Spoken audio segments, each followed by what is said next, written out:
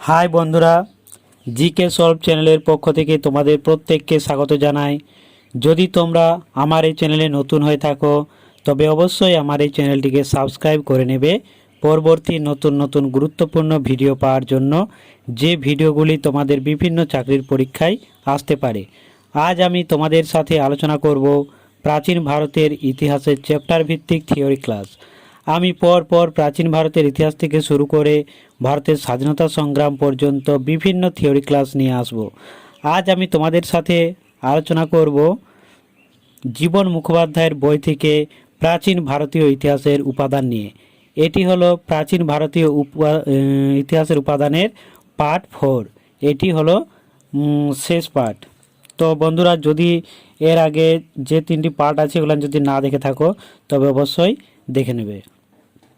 বন্ধুরা, আমার এই ভিডিওটি শেষ পর্যন্ত দেখবে এবং ভালো লাগলে অবশ্যই লাইক, শেয়ার ও সাবস্ক্রাইব করে নেবে। তো চলো শুরু করা যাক আজকের টপিক প্রাচীন ভারতীয় ইতিহাসের উপাদান নিয়ে।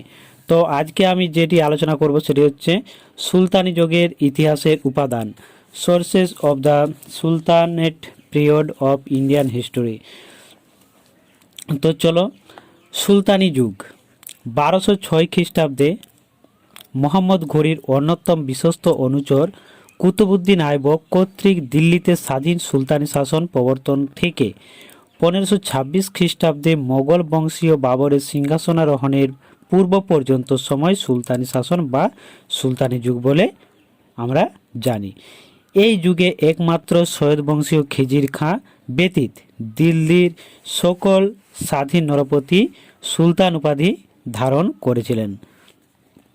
সুলতান শব্দটি কোরআনে শক্তি বা সামর্থ্যের প্রতীক হিসেবে ব্যবহৃত হয়েছে এবং সুলতান অর্থে সাধারণভাবে স্বাধীন নরপতি বোঝায়। উপাদান: প্রাচীন ভারতের ইতিহাস রচনায় তথ্যাদি স্বল্পতার জন্য ঐতিহাসিকদের নানা সমস্যার সম্মুখীন হতে হয়। মধ্যযুগের ইতিহাস রচনার ক্ষেত্রে কিন্তু এ ধরনের সমস্যা বিশেষ নেই। সুলতানি শাসনাধীন ভারতীয় ইতিহাসে প্রচুর উপাদান পাওয়া গেছে। এই উপাদানগুলিকে আমরা কয়েকটি ভাগে ভাগ করব। সরকারি দলিলপত্র, সমসাময়িক ঐতিহাসিকদের রচনা, আঞ্চলিক ভাষা ও সাহিত্য, বিদেশি পর্যটক ও বণিকদের বিবরণ এবং মুদ্রা ও শিল্প নিদর্শন প্রভৃতি শ্রেণীতে বিভক্ত করা যায়। তো এখন আমরা জানব দলিলপত্র নিয়ে। ভারতে মুসলিম শাসনের সূচনা থেকেই শাসকবর্গ নিজ নিজ শাসনকালের বিবরণ লিপিবদ্ধ করার ব্যবস্থা করেন এবং সমগ্র মধ্যযুগ ধরে এই ধারা অব্যাহত ছিল। শাসকবর্গের লিখিত এইসব বিবরণ এবং সমসাময়িক দলিলপত্র যেমন বাদশাহী হুকুমনামা, ভূমিদানের দলিল, সরকারি চিঠিপত্র এই যুগের ইতিহাসের গুরুত্বপূর্ণ উপাদান। কালের প্রকোপে এইসব দলিলপত্রের অধিকাংশই নষ্ট হয়ে গেছে, তবু যেটুকু পাওয়া গেছে ঐতিহাসিকদের কাছে তার মূল্য অপরিসীম। এবার আমরা জানব ঐতিহাসিকদের রচনা। সমকালীন বহু ঐতিহাসিকই এই যুগের ইতিহাস রচনা করেছেন। রাজানুগ্রহপুষ্ট এইসব ঐতিহাসিকদের রচনা পক্ষপাত দুষ্ট ও অতিরঞ্জিত হলেও ইতিহাসের উপাদান হিসেবে এগুলি গুরুত্বপূর্ণ। 1600 খ্রিস্টাব্দে মীর মোহাম্মদ মাসুম রচিত তারিখ ই সিন্ধ গ্রন্থ থেকে আরবদের সিন্ধু বিজয়ের বিবরণ আমরা পাই। এ প্রসঙ্গে আরবি ভাষায় কলাজুড়ি রচিত চাচনামা গ্রন্থ উল্লেখযোগ্য। আবু নাসের বিন উতবি, এগুলো বন্ধুরা এগুলি খুব ইম্পর্টেন্ট, এগুলো যদি পারো তো খাতায় নোট করে নেবেন। আবু নাসের বিন উতবি রচিত কিতাব উল ইয়ামিনী গ্রন্থে সবুক্তগিন ও সুলতান মাহমুদের রাজত্বকাল থেকে 1020 খ্রিস্টাব্দ পর্যন্ত ধারাবাহিক ইতিহাস লিপিবদ্ধ আছে। সন তারিখের ভ্রান্তি সত্ত্বেও সুলতান মাহমুদের প্রথম জীবন ও তার ভারত আক্রমণের কিছু বিবরণ এখানে পাওয়া যায়। হাসান নিজামী রচিত তাজ উল মাসির গ্রন্থে 1192 থেকে 1228 খ্রিস্টাব্দ পর্যন্ত বিভিন্ন ঘটনার বিবরণ আছে। মোহাম্মদ ঘুরির ভারত জয় কুতুবউদ্দিন আইবকের জীবন ও কার্যাবলী এবং ইলতুৎমিশের রাজত্বকালের প্রথম পর্বের ইতিহাস হিসেবে এই গ্রন্থের গুরুত্ব অপরিসীম। মিন হাজ উস সিরাজ রচিত তাবাকাত ই নাসিরি গ্রন্থে মোহাম্মদ ঘুরির রাজ্যজয় থেকে শুরু করে 1260 খ্রিস্টাব্দ পর্যন্ত দিল্লি সুলতানি বিভিন্ন ঘটনার বিশদ বিবরণ আমরা পাই। তিনি সুলতান নাসিরউদ্দিনের আমলে দিল্লির প্রধান কাজী পদে নিযুক্ত ছিলেন। এই কারণে তার বর্ণিত ঘটনা ও সাল তারিখ নির্ভুল বলে মনে হয়। মোহাম্মদ বিন তুগলকও ফিরোজ তুগলকের সভাসদ জিয়া উদ্দিন বরনির রচিত তারিখ-ই ফিরোজশাহী গ্রন্থে গিয়াসউদ্দিন বলবনের রাজত্বকাল থেকে ফিরোজ শাহের রাজত্বকালের প্রথম 6 বছরের বিশ্বস্ত বিবরণ পাওয়া যায়। কায়কোবাদ থেকে গিয়াসউদ্দিন তুগলকের আমল 1290 থেকে 1325 খ্রিস্টাব্দ পর্যন্ত দিল্লির দরবারে সভাকবি পদে নিযুক্ত বিশিষ্ট কবি ও ঐতিহাসিক আমির খসরু রচিত কিরান উস সাদিন, মুফতা উল ফত, আসিফ তুগলকনামা প্রভৃতি গ্রন্থে সমকালীন ইতিহাসের বিশদ বিবরণ পাওয়া যায়। তাকে ভারতের তোতা পাখি বলা হয়। তাহলে এই প্রশ্নটি বন্ধুরা বারবার পরীক্ষা আসে, ভারতের তোতা পাখি কাকে বলা হয়? আমির খসরুকে। তার রচিত খাজাইন উল ফুতুহু গ্রন্থ থেকে আলাউদ্দিন খলজির দাক্ষিণাত্য অভিযান, তার প্রশাসনিক সংস্কার, ভারতে মঙ্গল আক্রমণের প্রভৃতি বিষয়ে অনেক কিছু জানা যায়। তার বর্ণিত ঘটনা এবং সাল তারিখ অধিকাংশ ক্ষেত্রে যথার্থ বলে প্রমাণিত।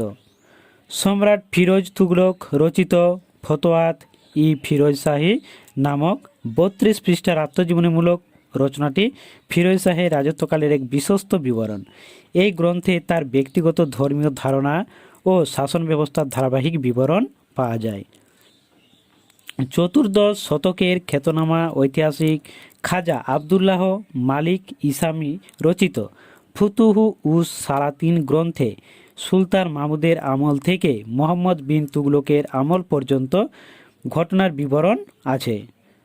সুলতান ফিরোজ তুগলকের স্নেহধন্য শামস ই সিরাজ আফিফ রচিত তারিখ-ই ফিরোজশাহী গ্রন্থটি ফিরোজ তুগলকের রাজত্বকালের মূল্যবান উপাদান হিসেবে স্বীকৃত।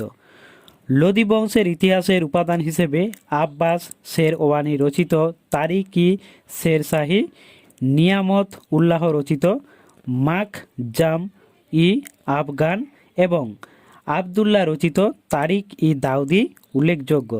এইসব রচনাগুলি কিন্তু একেবারে ত্রুটিহীন নয়। এবার আমরা জানব ত্রুটি নিয়ে।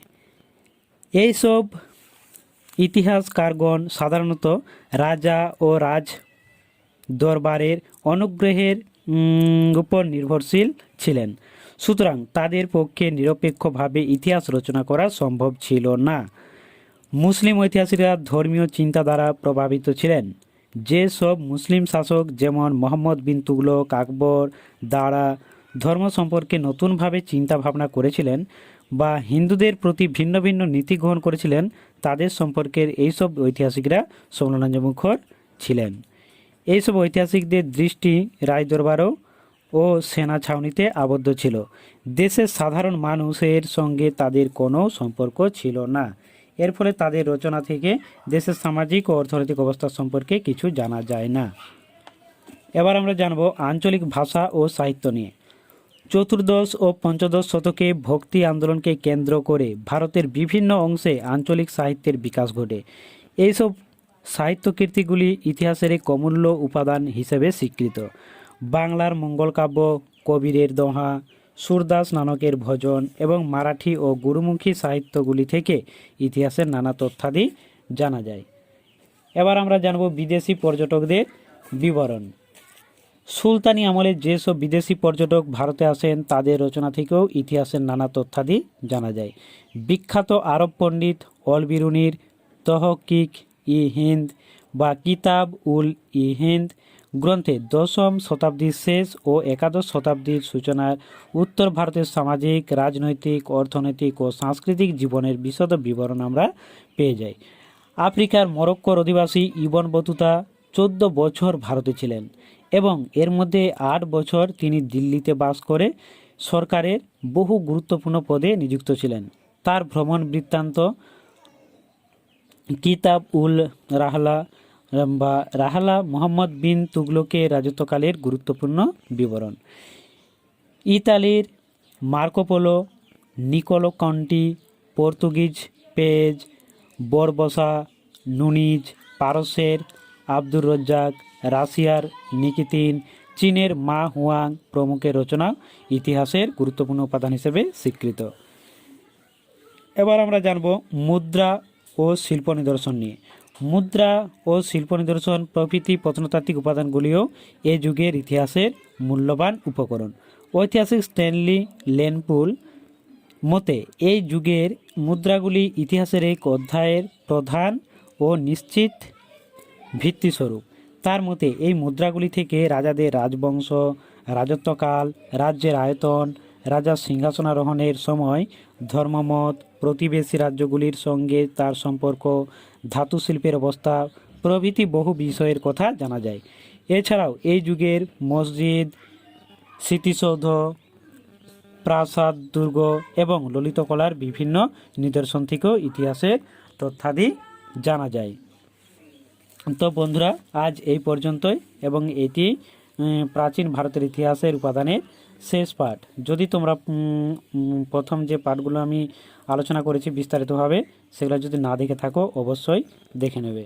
ওকে, থ্যাংক ইউ।